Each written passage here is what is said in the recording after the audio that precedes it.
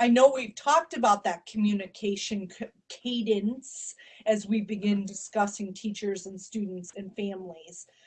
Are you seeing out in the field and in schools and with teachers that there's a bit of a what I call an ambition gap, right? Teachers want to do what's right. It's bred into educators, right? We want students to learn, but they don't necessarily have the skills that are required to deliver in this new environment, which requires our communication to really get down to some kind of emotional level around fear and some of the concerns that teachers are having. What are you seeing with that? What do you think about that? Yeah, I think that there's definitely a gap in terms of where some teachers are performing in this environment, right? Like they're thriving as a teacher in a remote learning environment. And then there are other teachers that are really struggling to make that transition. And I think as leaders, we have to be able to kind of recognize that. And there's really there's three buckets, right? There's the teachers who are being successful.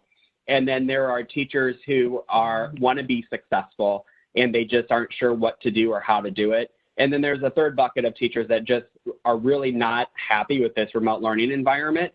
And it's kind of like, we're going to get through it the best we can. And first and foremost, we have to honor where everybody's at emotionally. I think more than anything, this experience is a very emotional experience for everyone, for students, for teachers, for leaders.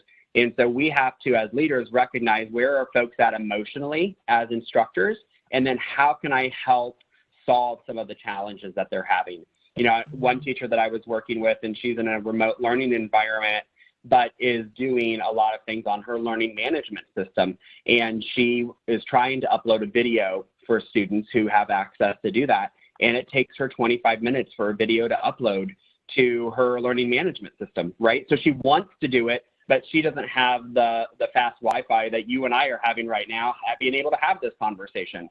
And so we have to recognize that and then really help to communicate out, you know, here are the things that we know we can help and do, and here's the pieces where it's okay if everything's not perfect, because I think as teachers, we want everything to be perfect for our students, and we want them to have an enjoyable experience, because we know that when kids are enjoying learning, they learn more.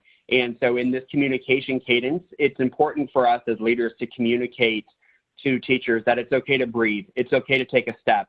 It's okay that you're not 100% here today and you have a goal just like you do in a typical year. And this is now the goal that we want to reach by the end of the week or by the end of next week or by the middle of April. Tiffany, do you find that as a school leader, having those authentic conversations, right? Because that's really what it's about, is about having authentic conversations with people. Tell me about how you know that you need to have that authentic conversation, and then B, how do you approach that conversation? Sure. So the current kind of health crisis that we're in really built in kind of a situational way to build on the relationship that you already had with your teacher. You know, during the evaluation process, through the just working with them process, you get to know people and you get to know kind of where they're at and where their comfort level is with this type of learning environment. But then having, you know, this type of situation, it was really helpful to build on those relationships that you already had established and knowing kind of where your teachers are at with that, and then going to them and just saying, hey, how can I help? We were fortunate that once school closed, teachers still came back for a day. So we were able to have those very quick, like, what can I do to support you? What do you need to know? Teachers were helping other teachers with the online learning management system so that, you know, okay, what do you know? How do you do this? And just having those really quick conversations, even in hallways, just to get everybody up and going. So yeah, I definitely think it falls back to the relationship that you have with your teachers and just getting to know, you know, their comfort level in these environments.